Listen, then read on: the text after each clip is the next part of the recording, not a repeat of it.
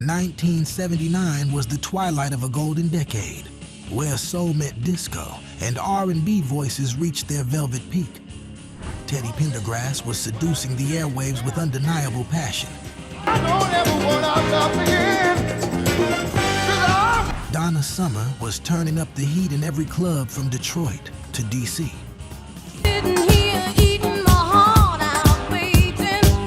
These are 12 unforgettable R&B/soul tracks from 1979 that still stir something deep inside us.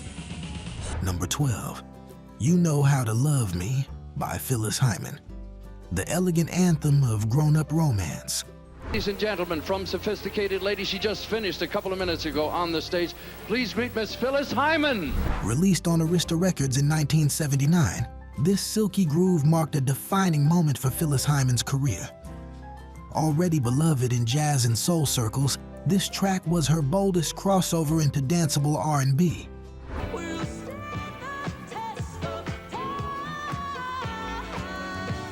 Produced by James Mtoom and Reggie Lucas, the song sparkles with lush arrangements, blending disco's momentum with pure vocal intimacy. But here's the twist. Despite its critical acclaim, it didn't crack the Billboard Hot 100. Never knew the way to please you every day.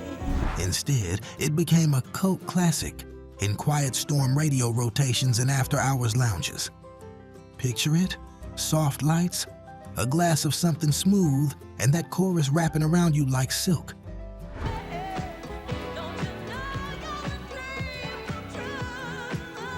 It's the kind of record lovers slow dance to long after the party ended. Phyllis didn't chase trends, she elevated them. And this gem lives on in every neo-soul artist who dares to be lush and honest. If elegance had a heartbeat, this song would be it. Number 11, Ladies' Night by Kool the Gang, the celebration that never ends. And now they're an international phenomenon with their biggest hit yet, Ladies' Night. Here are Kool and the Gang. This was Kool the Gang's big disco rebirth. After nearly a decade of funk jazz hits, 1979's Ladies' Night was their moment to own the dance floor. It's ladies' night, and the feeling's right. Oh, this is ladies' night. The addition of lead singer James J.T. Taylor gave them that smooth edge, and the results were instant. The title track from their platinum album, it was produced by Yumir Deodato and brought their sound straight into clubland. Romantic lady, single baby. It hit number 1 on the R&B charts and became a cross-generational party anthem. But here's the cool part. The inspiration came from real-life ladies' night promotions happening at clubs. Simple idea, timeless groove. You could hear it thumping from Bronx block parties to Miami Beach discos. Sequins, heels, sweat, laughter.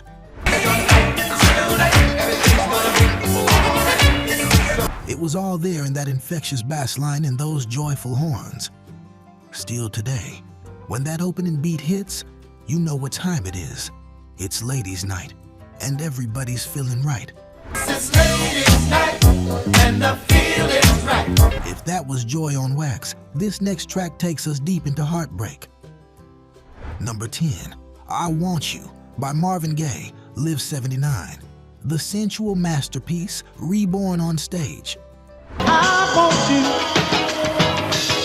want you, baby. Though the studio version dropped in '76, Marvin Gaye's 1979 live album, Live at the London Palladium, gave I Want You new life.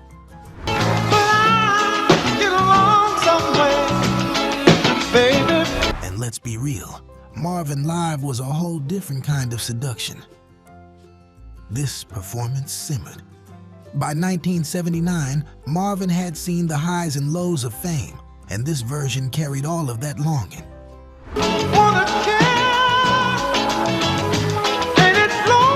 With every falsetto cry and whispered note, he turned a concert into confession.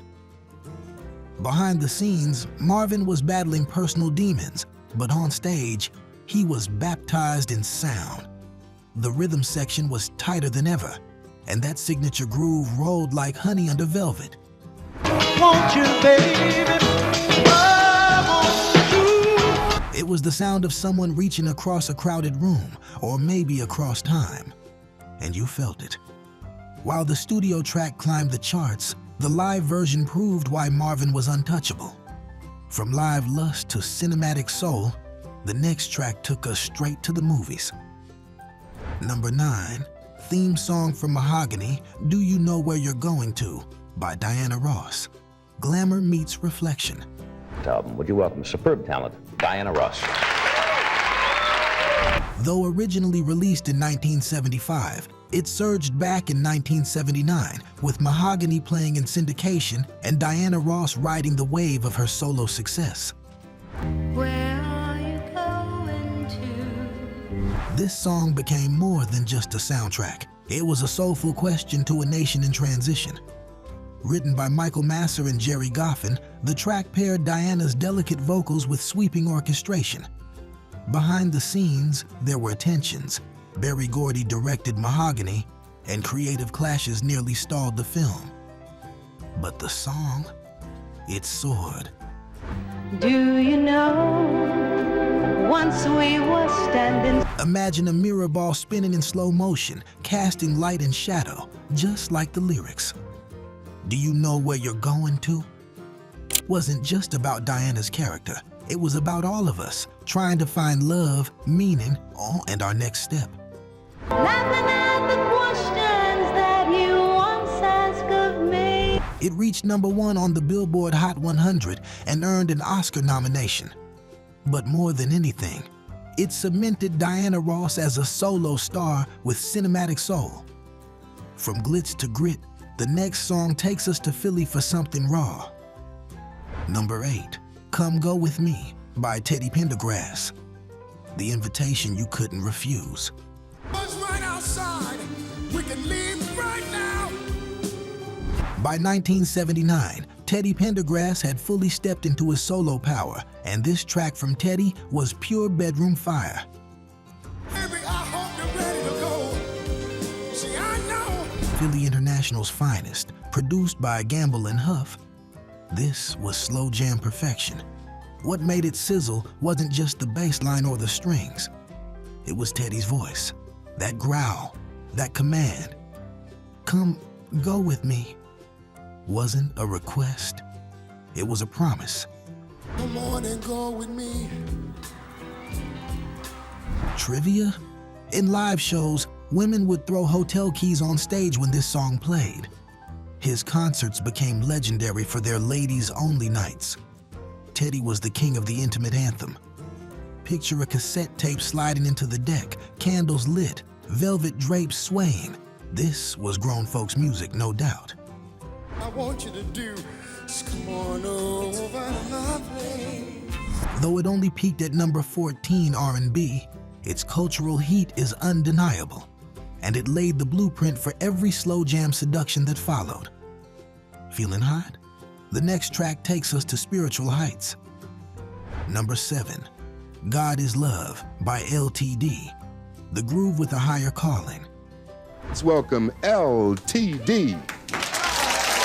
Coming off their album Devotion, this 1979 gem showed a different side of LTD, one that blended funk, gospel, and reflection.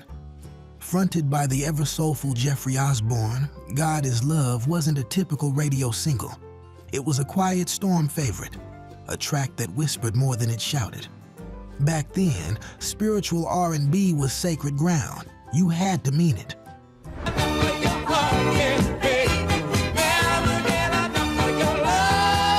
And this track meant it. Its message hit especially hard in churches and community centers where soul and scripture shared the same breath. You can feel the organ hum, the brush of cymbals, the tender harmonies. It wasn't just a song, it was a prayer in polyester. While LTD had bigger chart hits, this track earned its place through longevity and late-night rotations. It's been sampled and replayed by artists seeking that same balance of groove and grace. If that was soul salvation, this next one?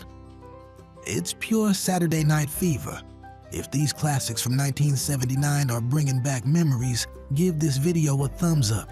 It helps us keep the soul alive. And stick around, we've still got 6 more timeless tracks to come, including a disco queen's emotional masterpiece and a duet that defined a decade. Number 6, Heaven Must Be Missing an Angel by Tavares, the falsetto fantasy that floated on air.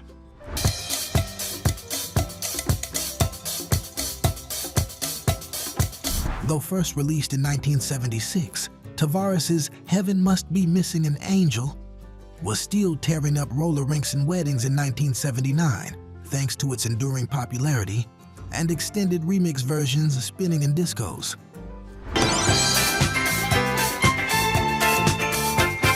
The Cape Verdean American brothers brought harmonies that rivaled the Temptations, and this song, produced by Freddie Perrin, was their crown jewel. That heavenly intro, the shimmering strings, and of course, that falsetto. It was all perfectly engineered for escapism.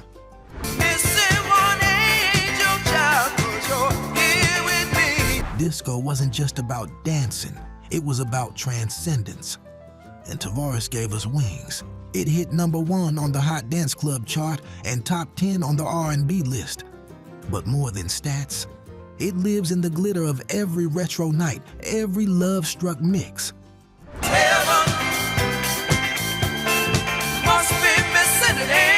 Still today, you hear it, and you're lifted. Ready to slow things down? This next track is late-night vulnerability in song form. Number 5, A House Is Not a Home by Luther Vandross, Live 79, where longing found its voice.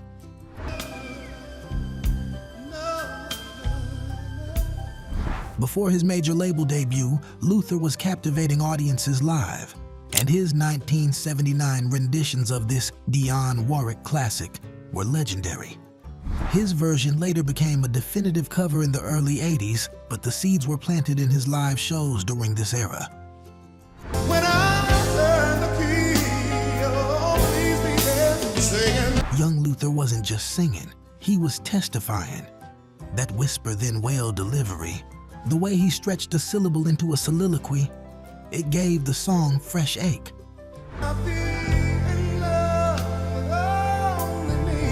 You could hear hearts breaking in real time at his concerts.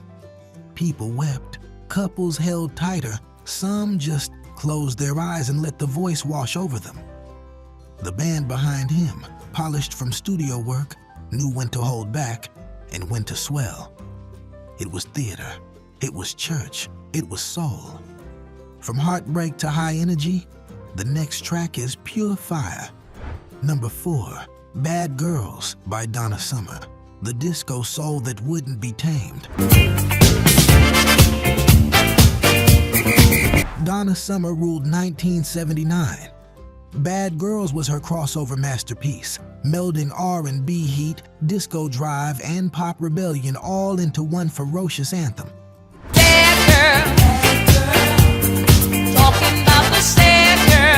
Inspired by a real-life incident involving one of her assistants being mistreated by police, Donna turned that fury into fire.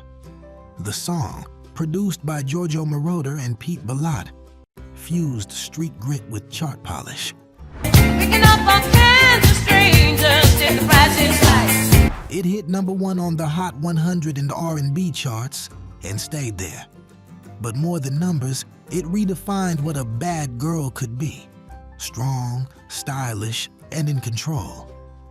You can still hear the stomping beat in retro clubs, still see the street lamps and leather jackets.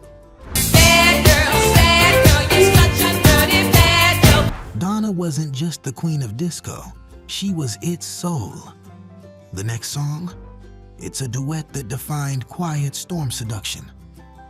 Number 3, The Closer I Get to You by Roberta Flack and Donny Hathaway, the duet that melted the airwaves. The more you make me see. Originally released in 1978, this tender ballad owned 1979 radio. Roberta and Donny, 2 voices, 1 emotion, longing. It's all softly with this song telling my whole. Donnie, struggling with mental health, brought unmatched vulnerability. Roberta, ever the poised poet, grounded every note in grace. Their chemistry was so rich, many believed they were romantically linked, but their love was purely musical. And all the while inside I knew it. The song's arrangement, sparse, room to breathe, room to ache, and that's what made it powerful. It hit #1 R&B and top 5 pop. But more than success, it became the template for male-female duets. Everyone from Peabo Bryson to Beyonce followed this path, but trust me, nothing will prepare you for what's coming at #2. #2, Ain't No Stopping Us Now by McFadden and Whitehead, the anthem of triumph.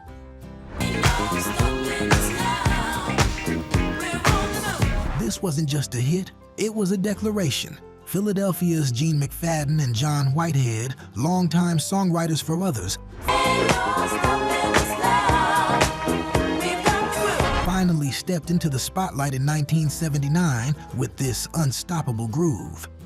It was inspired by frustrations with their label, but turned into a broader message of rising above. That bass line marched, those lyrics soared, and the hook, pure gold. Every graduation, every Black family reunion, every step team performance, you'd hear this jam echoing hope and hustle.